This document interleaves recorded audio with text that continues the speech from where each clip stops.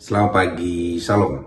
Kalau kita perhatikan salah satu doa Tuhan Yesus sebelum dia disalibkan, sangat terkenal doa ini yang dia mengatakan, "Jika engkau berkenan Tuhan, jauhkanlah cawan ini daripadaku, tetapi bukan kehendakku, kehendakmu lah yang jadi."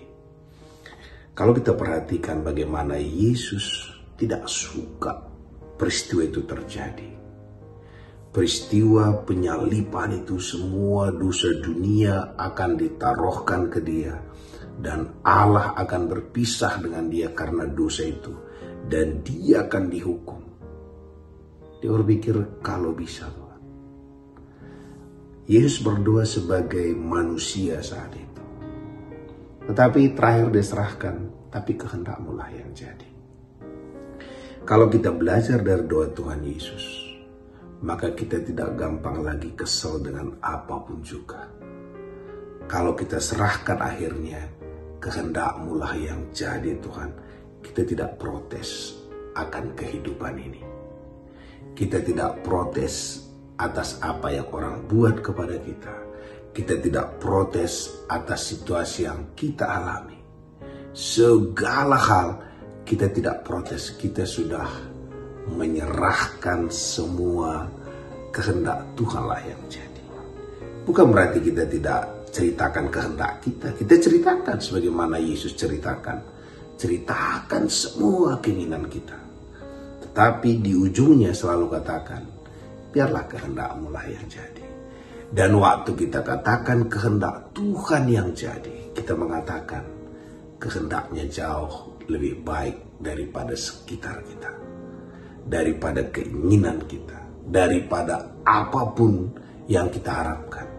Jadi waktu kita mulai perkatakan kehendakmu lah yang jadi Tuhan, hari-hari kita hari-hari penuh dengan sukacita.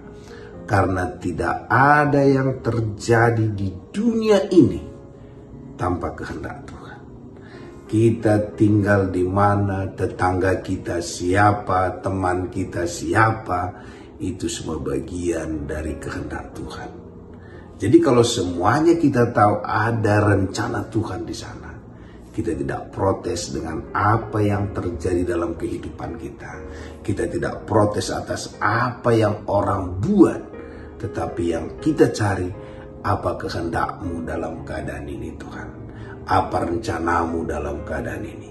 Sehingga kita tidak bersungut-sungut, kita tidak menyalahkan siapa-siapa. Karena kita tahu dalam segala hal Allah turut bekerja. Sehingga kita tidak perlu takut menghadapi apapun, situasi bagaimanapun. Karena ada Allah di sana. Dan kehendak Dia pasti yang terbaik kepada kita. Dia janji, Dia tak pernah meninggalkan kita. Kita akan tetap naik. Kita tidak menjadi ekor, dan Dia juga mengatakan kita sanggup melewati semuanya.